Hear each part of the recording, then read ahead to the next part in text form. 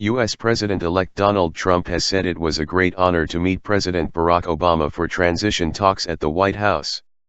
Mr. Obama said he was encouraged by their excellent and wide-ranging conversation, lasting over an hour.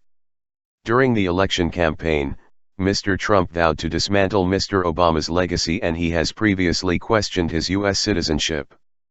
Mr. Obama, meanwhile, had called Mr. Trump uniquely unqualified. But following Mr. Trump's shock defeat of Hillary Clinton in Tuesday's election, Mr. Obama appealed for national unity and said he was rooting for him. After Thursday's behind-closed-doors meeting in the White House, Mr. Obama said, "My number one priority in the coming 2 months is to try to facilitate a transition that ensures our president-elect is successful." He said they had discussed domestic and foreign policy, and he had been very encouraged by Mr. Trump's interest in working with President Obama's team on issues facing the U.S. Mr. Trump said he would very much look forward to dealing with President Obama in future. "I have great respect." The meeting lasted for almost an hour and a half, and it could have, as far as I'm concerned, it could have gone on for a lot longer, the president-elect said. "We discussed a lot of different situations, some wonderful and some difficulties." White House spokesman Josh Earnest said the two men did not resolve their differences, but the meeting might have been at least a little less awkward than some might have expected.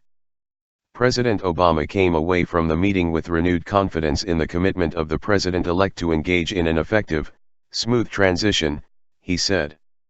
Mr. Trump flew from New York on his private jet and landed at Reagan National Airport, just outside the nation's capital. The president-elect was accompanied by his wife, Melania, who had a meeting with First Lady Michelle Obama. He, along with Vice President-elect Mike Pence, then met Republican House Speaker Paul Ryan, saying they can't get started fast enough, whether it's healthcare or immigration.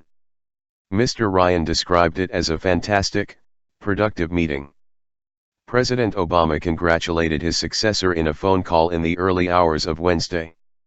The defeated Mrs. Clinton also told supporters Mr. Trump had to be given a chance to lead. Despite appeals for unity, thousands took to the streets of major U.S. cities on Wednesday. Many chanted, "Not my president." 65 people were arrested in New York, while shop windows were smashed and missiles hurled at riot police during demonstrations in Oakland, California. In Chicago, crowds blocked the entrance to Trump Tower, chanting, "No Trump, no KKK, no Fascists USA," and a mass anti-Trump rally shut down the Key 101 freeway in Los Angeles. Mr. Obama and Mr. Trump have a history of mutual hostility. Mr. Trump led the charge in challenging the legitimacy of Mr. Obama's presidency through the birther movement, which falsely claimed the Hawaii-born commander-in-chief was actually born outside the U.S. The businessman also called Mr. Obama the worst president in the history of the United States.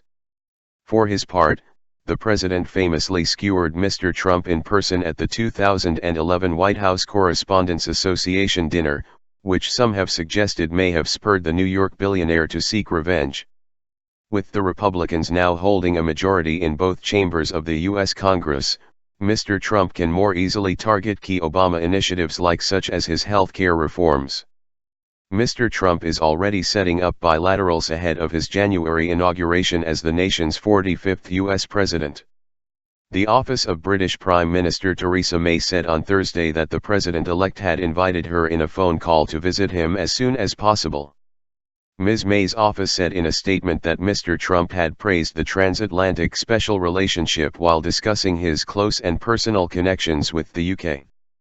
Mr. Trump has family and business ties to Scotland. The president-elect's transition team for the 10-week period until inauguration will be led by Chris Christie, Governor of New Jersey.